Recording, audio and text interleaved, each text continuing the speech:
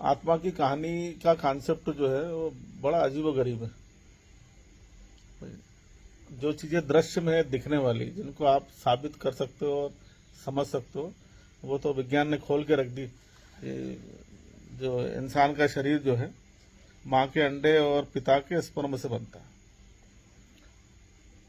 उससे पहले उसका कोई वजूद होता नहीं। और दोनों मिलते हैं, जब अंडे के अंदर स्पर्म जाता है तो स्पर्म की जो एनर्जी होती है और उसकी जो ग्रेविटी होती है अंडे की, वो दोनों आपस में एक कॉम्बिनेशन सेट बनाते हैं।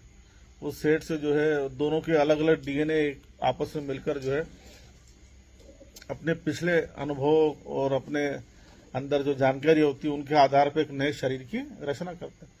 तो जो इंसान होता है वो एक तरफ से नहीं आता, वो दो पार्ट में, एक पार्ट माँ का, एक पार्ट पिता का।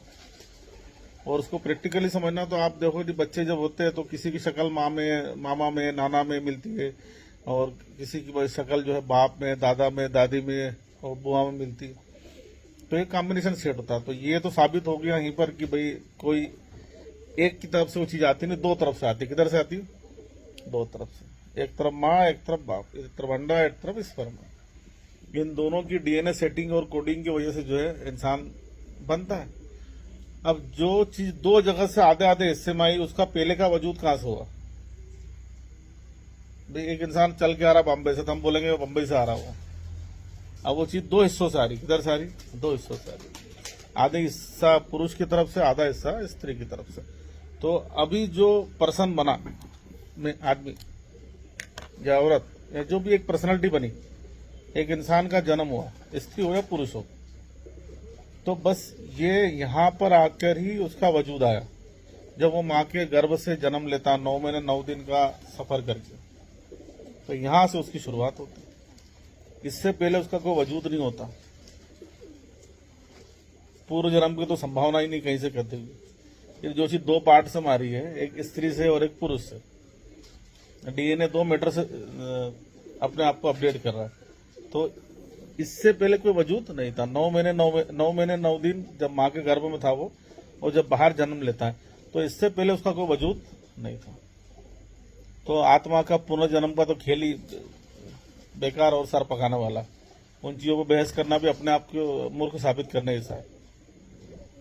अब वो अंडे के अंदर जो स्पर्म होता है, वो स्पर्म की कहानी बड़ी साधारण सी है।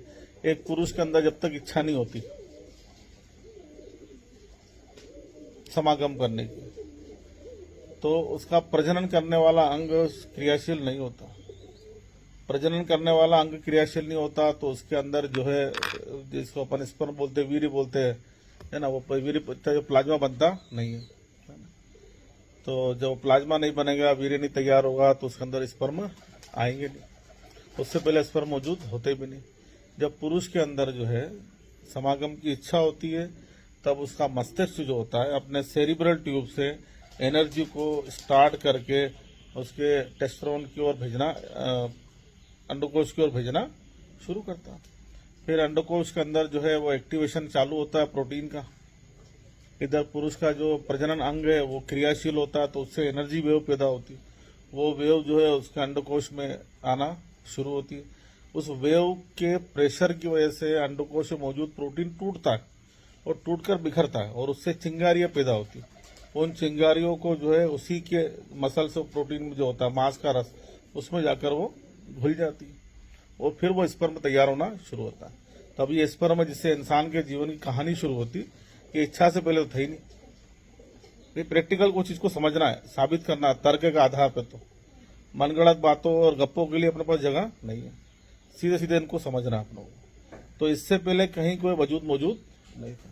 शुरुआत ही यहां से हुई, इच्छा से। समागम के लिए तैयार पुरुष के शरीर में होने वाली क्रियाओं से उसी के मांस के रस के अंदर, उसी के प्रजनन अंग की क्रिया से पैदा होने वाली ऊर्जा के कण उस रस में जाकर घुलते हैं, और वो चिंगारियां उसी के मांस में जाकर सुरक्षित हो जाती है, और वो स्पर्म होती है। फिर वो वहां से निकलकर जब वो प्रजनन की वो क्रिया पूर्ण होती है, तब वो स्खलन होता है। वो स्खलन जो वो सारे शुक्राणु जो होते हैं, वो 40 करोड़ से लेकर 80 करोड़ तक होते हैं, वो सारे भागते हैं। उनके पास एक ही लक्ष्य होता है, घर पाना। अब वो 80 करोड़ 40 करोड़ 80 करोड़ में से एक को घर मिलता है अंडा, उस अंडे के अंदर जाकर वो दरवाजा बंद कर लेता है। बाकी जो बेचारे थे बचे हुए 65 करोड़ 70 करोड़ वो सब कुछ समय बाद जो है नष्ट हो जाते हैं और पानी बन जाते हैं। तो जीवन की कहानी तो ऐसी शुरू होती है, इससे पहले कहीं कोई कुछ उसका आधार नहीं होता है ना। फिर वो शुक्राणु और अंडे दोनों आपस में मिलकर अपनी अपनी जानकारियां साझा करते और एक नई पर्सनालिटी को अपडेट करते, डेवलप करते। तो इंसान का वजूद उसके जन्म से पहले कहीं मौजूद नहीं था। वो सिर्फ जन्म लेने से पहले उसका इतिहास सिर्फ 9 महीने 9 दिन का अपनी माँ के गर्भ में 2 अलग अलग पार्टों से आकर एक स्ट्रक्चर के रूप में तैयार होना। तो पुनर्जन्म की कहानियां, आत्मा की कहानियां, ये बकवास चीजें।